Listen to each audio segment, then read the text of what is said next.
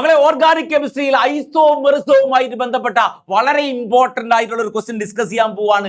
രണ്ട് കോമ്പൗണ്ടുകൾ കൊടുത്തിട്ടുണ്ട്. ഏതാ കണ്ടോ മക്കള്, രണ്ട് കോമ്പൗണ്ടുകൾ കൊടുത്തിട്ടുണ്ട്. ഒന്നിൽ ഫങ്ഷണൽ ഗ്രൂപ്പ് CHO ആണ്. എന്താ പറയാ? CHO ഫങ്ഷണൽ ഗ്രൂപ്പ് എന്താ? ആൽഡിഹൈഡ്. എന്താ പറയാ? ആൽഡിഹൈഡ്. രണ്ടാമത്തെ ഫങ്ഷണൽ ഗ്രൂപ്പ് CO ആണ്, അത് കീറ്റോൺ. എന്താ പറയാ? കീറ്റോൺ. CHO ഫങ്ഷണൽ ഗ്രൂപ്പ് വന്നാൽ നമുക്കറിയാം ആൽഡിഹൈഡ് ആണ്. CO ഗ്രൂപ്പ് ഫങ്ഷണൽ ഗ്രൂപ്പ് ആയിട്ട് വന്നാൽ നമുക്ക് പറയാം അത് കീറ്റോൺ ആണെന്ന് പറയാം. എന്ത് പറയാം? കീറ്റോണുകളാണ്, കീറ്റോണുകൾ. What are their functional group? ഒന്നാമത്തെ ഫങ്ഷണൽ ഗ്രൂപ്പ് ആരാ? ഫസ്റ്റ് കോമ്പൗണ്ടിലെ ഫങ്ഷണൽ ഗ്രൂപ്പ് ആര് എന്നാണ് ക്വസ്റ്റ്യൻ. CHO ആണ് ഫങ്ഷണൽ ഗ്രൂപ്പ്. അതിനെ വിളിക്കുന്ന പേരാണ് ആൽഡിഹൈഡ്. എന്താ വിളിക്കുക? പറ, ആൽഡിഹൈഡ്.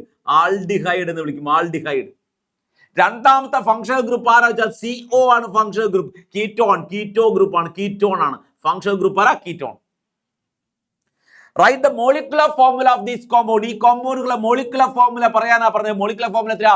3 കാർബൺ. 1 2 3 കാർബൺ. എത്ര ഹൈഡ്രജനാ? 3 2 5 6 hydrogen, 1 oxygen. 3 carbon. Molecular formula 2 3 carbon ആണ്, 6 ഹൈഡ്രജൻ ആണ്, 1 ഓക്സിജൻ ആണ്. C3H6O.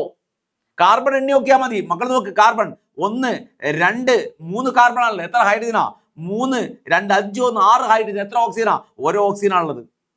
What type of isomerism? ഏത് ടൈപ്പ് ഐസോമെറിസം ആണ് കാണിക്കുക? ആൽഡിഹൈഡും കീറ്റോണും കാണിക്കുന്ന ഐസോമെറിസം, ആൽഡിഹൈഡും കീറ്റോണുകളും കാണിക്കുന്ന ഐസോമെറിസം. ഇവർ രണ്ടുപേരുടെയും മോളിക്കുലർ ഫോർമുല സെയിം ആണ്, പക്ഷെ ഇവർ രണ്ടുപേരും ഐസോമർ ആണ്. കാരണം അവർക്ക് രണ്ടുപേർക്കും 2 ഫങ്ഷണൽ ഗ്രൂപ്പാണ്.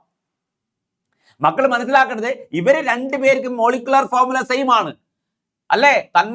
മോളിക്കുലർ ഫോർമുല തന്മാത്രാവാക്യം രണ്ടുപേർക്കും സെയിം ആണ്, ഒരുപോലെ അല്ലേ? രണ്ടുപേരുടെയും മോളിക്കുലർ ഫോർമുല തന്മാത്രാവാക്യം ഒരുപോലെ ഉണ്ട്, പക്ഷേ അവരുടെ ഫങ്ഷണൽ ഗ്രൂപ്പുകൾ ഡിഫറെന്റ് ആണ്. അതുകൊണ്ട് അവരെ ഫങ്ഷണൽ ഐസോമേഴ്സ് വിളിക്കുക. ഫങ്ഷണൽ ഐസോമേഴ്സ്, ഫങ്ഷണൽ ഐസോമർ എന്ന് അവരെ വിളിക്കുക. ഫങ്ഷണൽ ഐസോമേഴ്സ് ആണ് അവർ. ക്ലിയർ അല്ലേ?